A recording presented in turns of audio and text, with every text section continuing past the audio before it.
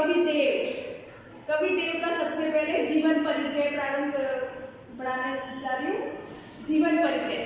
कविदेव का रीतिकालीन काव्य परंपरा में विशिष्ट स्थान है। कविदेव थे जो कृष्ण भक्त थे, ठीक है, और उन्होंने अपने काव्य में श्रृंगारिकता का प्रयोग किया है। श्रृंगारिकता में गंभीर्य है। और रीतिकालीन का क्या मतलब? हिंदी साहित्य को अलग अलग काल में विभक्त कर दिया गया। जिस काल में जो कवि हुआ, उस समय जैसी परिस्थितियां चल रही थी, उस समय जैसे काव्यों की रचना हो रही थी, उस काल को वह नाम रख दिया गया रीति, यानी प्रकृति। रीति का मतलब उस समय श्रृंगारिकता का ज्यादा प्रयोग था, अलंकारों का ज्यादा प्रयोग था, तो कवि ने रीति काल के अंतर्गत कृष्ण भक्त का काव्य का वर्णन किया है। ओके, तो कवि परिचय के अंतर्गत कवि ने रीति काल का विशिष्ट स्थान था इनका कविदेव का। ओके, इनका जन्म हुआ विक्रम संवत 1730 में, निधन हुआ 1824 में। ओके, और उनके ग्रंथों में ज्ञात होता है कि उनका जन्म इटावा में माना जाता है। ग्रंथों में कुछ विद्वान में मतभेद है इसमें। ओके, तो एक पंक्ति है उनसे उनके ग्रंथ में ली गई, धशोरिया कविदेव को नगर इटावो वास। ये कविदेव की एक ग्रंथ में लिखी हुई पंक्ति है, जिसमें कहा गया कि कविदेव का वास यानी निवास इटावा में रहा। इस आधार पर हम कह सकते हैं कि कविदेव का जन्म इटावा में हुआ। ओके, इनके पिता का नाम कुछ विद्वान बिहारी लाल दुबे मानते हैं। ओके, बिहारी लाल दुबे। इनके वंशज वर्तमान में इटावा और कुसमरा में रहते हैं।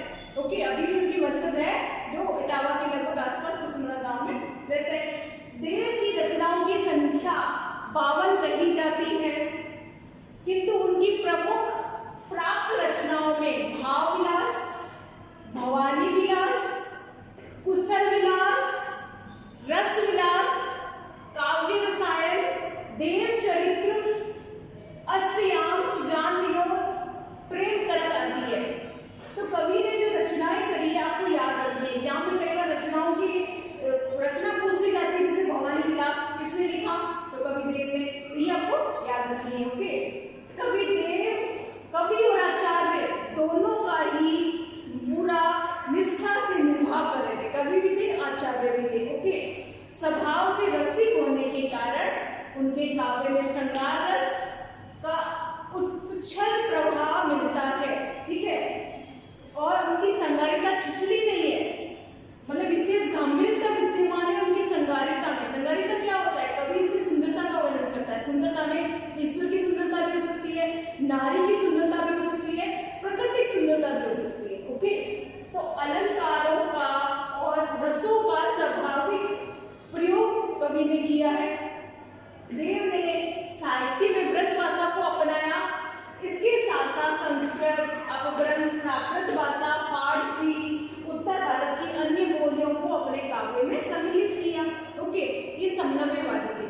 ओके, अब है इस प्रकार कविदेव का काव्य सृष्टि और आचार्य दृष्टि के ऐसे महाकवि थे जिन्होंने तत्कालीन यानी उस समय की सामाजिक साहित्यिक परिस्थितियों में हिंदी साहित्य को अमूल्य ग्रंथ प्रदान किए। यानी कविदेव का हिंदी साहित्य में महत्वपूर्ण स्थान है और उनके काव्य में कृष्ण भक्ति, कृष्ण की सौंदर्यता का वर्णन, ब्रज भाषा का प्रयोग, अलंकार का प्रयोग और रसों का प्रयोग, सुंदर प्रयोग किया है।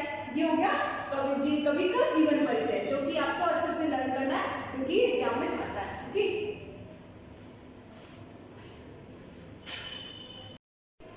कविदेव का प्रथम पद में इसकी सप्रसंग व्याख्या पढ़ने जा रही हूँ। ओके, इसका सप्रसंग व्याख्या सबसे पहले प्रसंग बता देती हूँ। प्रथम पद कविदेव द्वारा रचित हमारे पाठ्य पुस्तक चित्र से अवतरित है, जिसके अंतर्गत कवि ने श्री कृष्ण के सौंदर्य का गुणगान कथन किया है। ओके, यानी कविदेव ने प्रस्तुत पहले पद में श्री कृष्ण की सुंदरता, किस तरह से वो पीले वस्त्र ओढ़े हुए, मोर मुकुट पहने हुए सुंदर लग रहे हैं, उनके पैरों में घुंघरू बज रहे हैं, तो इस प्रकार उनकी सुंदरता का वर्णन कविदेव ने बहुत सुंदर शब्दों में, अलंकारिक शब्दों में प्रयोग किया है। ओके, तो कवि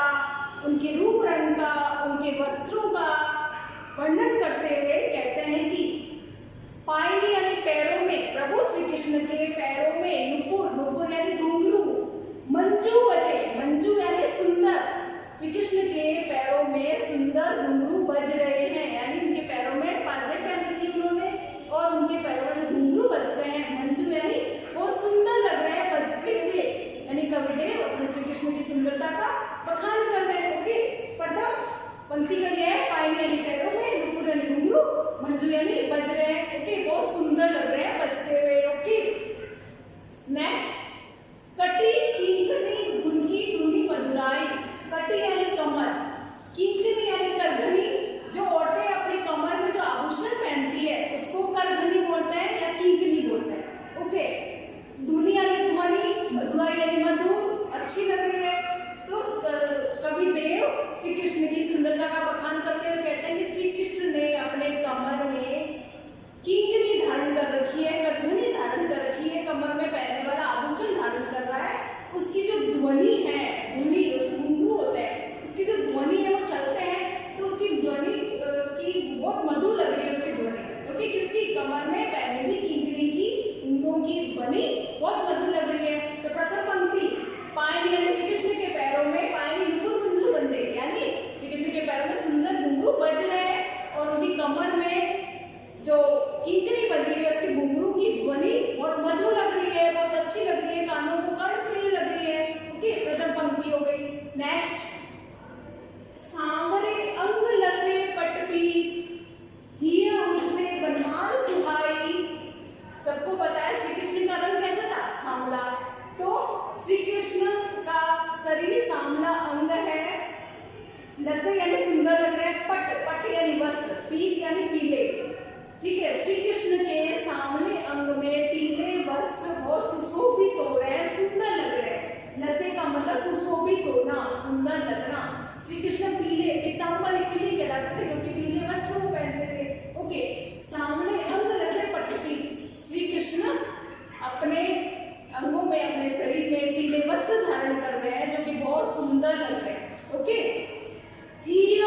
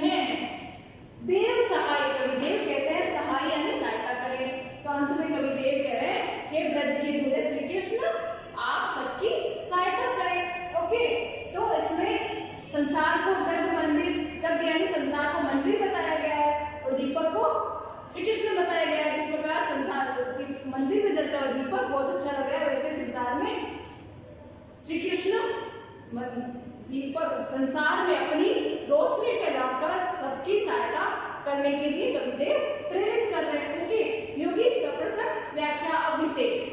विशेष में सबसे पहले कवि ने साहित्यिक ब्रज भाषा का प्रयोग किया गया है, तत्सम तद्भव शब्दों का प्रयोग किया गया है और कवि ने श्री कृष्ण के रूप सौंदर्य का, उनके आभूषणों का सुंदर चित्रण किया गया है, श्रृंगारिता का प्रयोग है और कवि ने अनुप्रास